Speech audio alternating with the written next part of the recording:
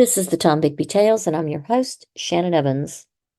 I write about a small town in northeast Mississippi called Columbus along the Tom Bigby River, and sometimes I write about the rest of the state. This episode is about Mary Ellen Weathersby Pope, a woman who graduated from Mississippi State College for Women. Mary Ellen Weathersby Pope was born 1905 to Robert and Ellen Harold Weathersby in Liberty, Mississippi. Her father ran a general store until he fell ill with typhoid fever and was physically unable to do such rigorous work. The family purchased the Victoria Hotel in Magnolia, Mississippi in 1912, and her parents managed the hotel, where her father maintained the books. After her father's death in 1918, Mary Ellen's mother continued to successfully run the hotel with the help of her two older children. The hotel was on the Illinois Railroad lines, and due to its cleanliness and excellent food and dining atmosphere, it was popular with the traveling through the area, especially drummers of the time.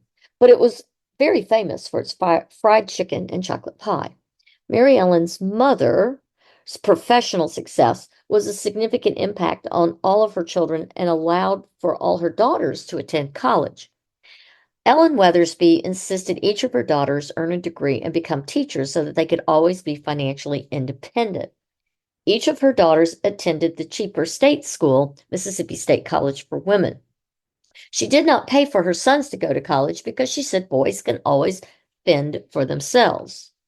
Mary Ellen entered the W at age 15 in 1922 without a high school diploma. Therefore, she was on probation her first year. She went on to earn her Bachelor of Science in Home Economics in 1926. Mary Ellen then got her first job teaching chemistry and home ec in Anguilla, Mississippi. And there she experienced the devastation and unequal apartheid driven by the care of the survivors of the Great Flood of 1927. She then moved to Canton, Mississippi, and became close friends with Esther Rogers, the state supervisor of home economics in the Mississippi Department of Education. As the Great Depression gripped the South, Mary Ellen began teaching conservation and self-sufficiency, things like planting vegetable gardens, minimal ingredient, nutritious meal prep, and how to make more clothing or remodeling and repurposing viable materials from pre-existing clothing. She then moved to Vicksburg, Mississippi to teach. Summers were spent doing graduate work at Columbia University, which proved to be a huge disappointment. And then she left and went to the University of Minnesota, where she had her first experience with integrated classrooms, and where she would also earn a Master of Science in Home Economics. She also spent weekends, evenings, and summers conducting workshops and even trained nurses in her nutrition classes in Vicksburg. By 1935, Mary Ellen had returned to her beloved MSCW and would teach there until her retirement in 1974, off and on. In 1940, a position was created for her there as the Assistant Dean of Students, and she became the first student counselor at the W. She would co-create the first counseling program at the W, and I say co-create. She actually did create the first counseling program. However, everything that she did had to be run through the university president's wife. And so Mary Ellen struggled with some of the old-fashioned beliefs that this woman had about limiting information taught in sex education and some of the etiquette requirements of the students.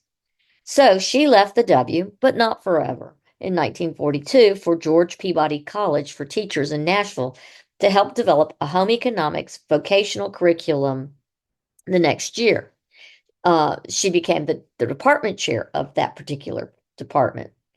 She was disappointed in how their program refused to acknowledge the contributions of feminists and women of color in the discipline, and so she left.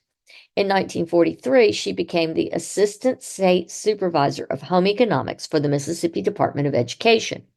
She then began partnering with agriculture professors at Mississippi Southern College, now called the University of Southern Mississippi, and they helped produce additional educational offerings in how to increase yield, harvesting, and safer canning practices for both college students and vocational ed students in the community.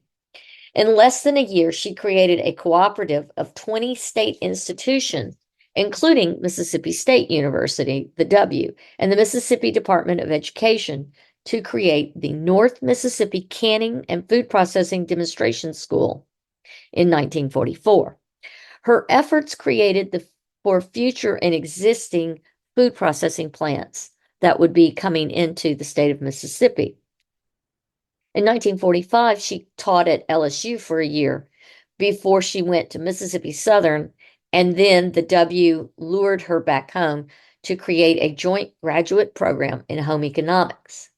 As dean of the home economics division, she partnered with the dean of the ag school at Mississippi State and at Southern to teach and develop curriculum.